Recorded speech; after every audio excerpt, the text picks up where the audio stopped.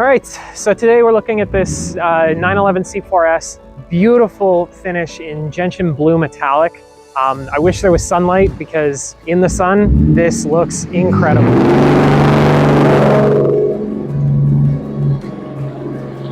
Anyway, in the sunlight, this car looks absolutely phenomenal.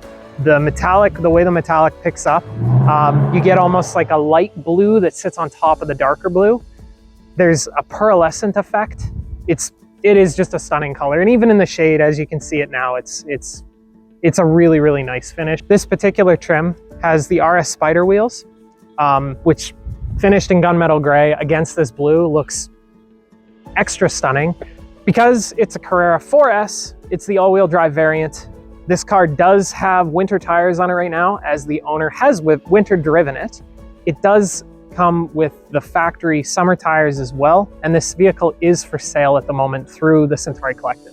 You can find more information about it beyond what we're going to discuss today and a little bit more around pricing on our website, centauricollective.com.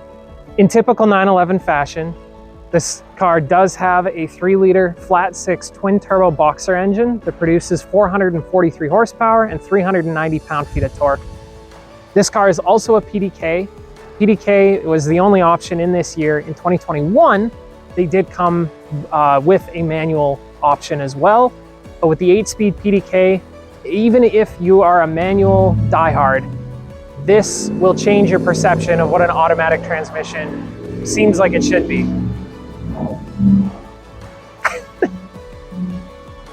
The shifts are lightning quick, and there's no turbo lag between shifts as a result of that. So really just an incredible driving vehicle with the all-wheel drive system, added stability, and added traction control as well. So around back of the 911 here, something that stands out immediately is this wraparound taillight section. And the entire thing lights up. It gives it a really futuristic look, and also kind of accentuates just how wide the back section is here. This is the first year for the 992 in our market here in Canada, and something kind of unique that's come from that is this floating lettering.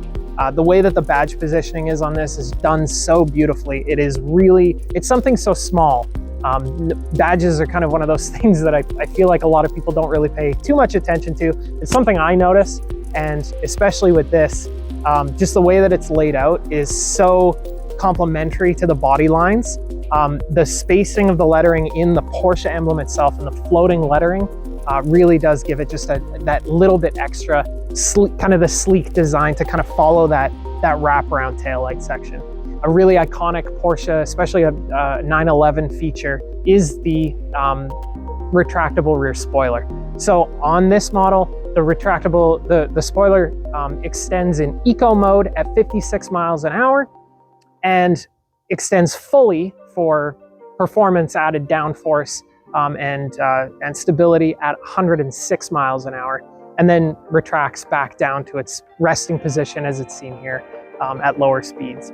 Something else that's really unique and that a lot of people don't know about in the design, and whether it definitely was done intentionally, is that the ribs on the deck lid here, if you count them, 1, 2, 3, 4, 5, 6, 7, 8, 9, and the 2 in the middle, 11. So it's 911 all over the place.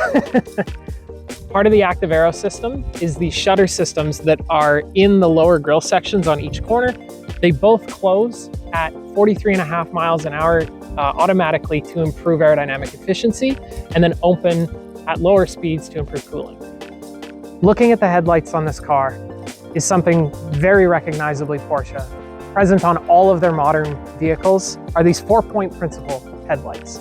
So the 4 lights around the outside are of the projector lens itself are daytime running lights that are really quite bright, and you can tell from quite a ways away that it's obviously a Porsche, and that's something that they really try to emphasize. The design is beautiful, and the functionality is great. I mean, these headlights, the output is spot on.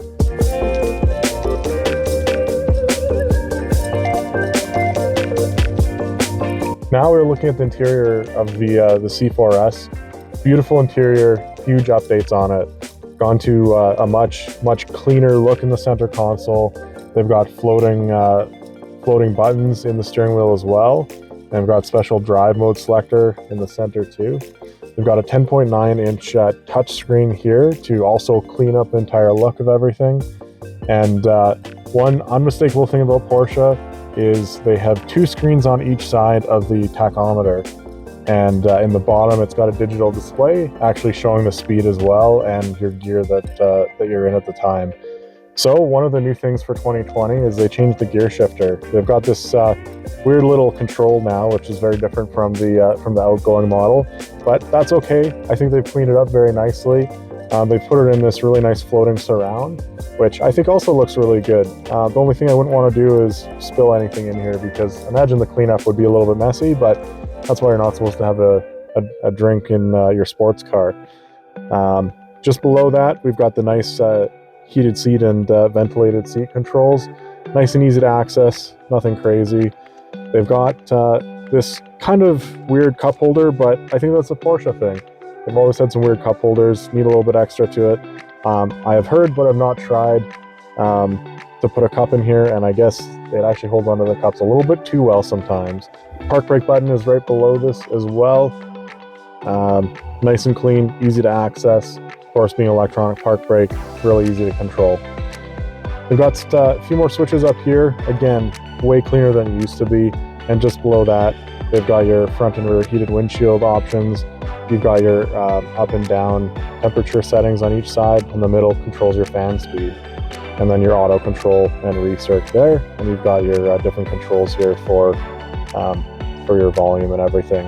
With the Sport Chrono package on this car, you actually get a few nice features. You get the addition of this really nice clock that also doubles as a timer. It shows also the digital time in the middle, so you know what time it actually is if you need a quick glance at it.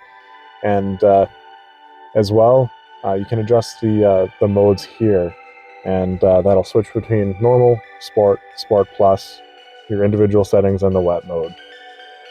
And it just does a quick dial here. Now there is a really cool feature. If you press the middle button, it goes into sport response, and it'll give you a little bit quicker pickup. In this 2020 911, as Tanner previously mentioned, it features the PDK transmission. In 2020, you could only get the PDK transmission, but in 21, you can get the manual. The purists will love the manual. However, I think the PDK is an exquisite transmission. It pairs so well with a 3-liter twin turbocharged engine and propels the car from 0 to 60 in 3.4 seconds.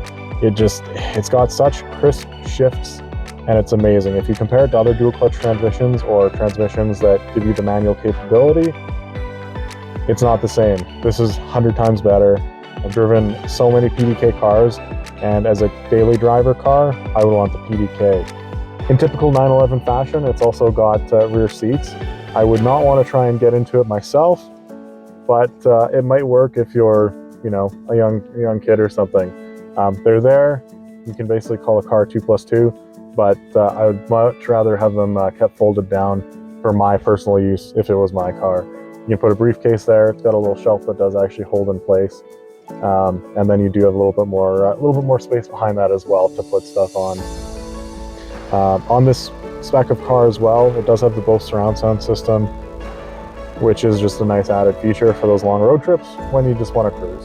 Thank you for watching to the end of the video today. We really appreciate it. What cars would you like to see us review next and do a walkthrough of? Please let us know in the comments, and please like and subscribe.